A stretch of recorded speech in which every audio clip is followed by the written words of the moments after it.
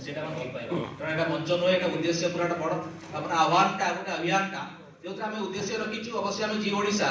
किंतु आम उद्देश्य पूरा जगतसिंहपुर विकास केमती हम समस्त केमती सामिल हेबे तेणु आपन जे समय काढी के आछथि प्रथम धन्यवाद कथा आरंभ करिबा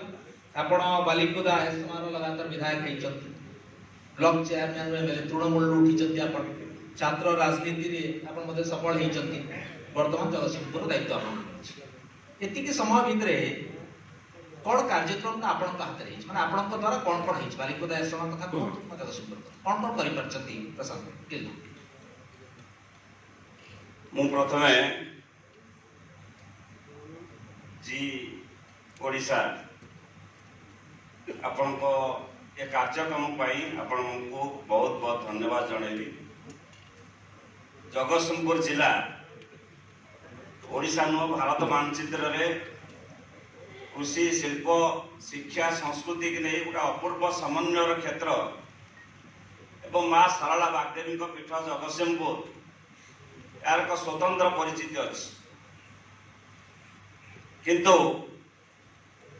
आमे जदि आपण जो टॉपिक रखिछथि विकास पथ ओडिशा कथा जगतसिंहपुर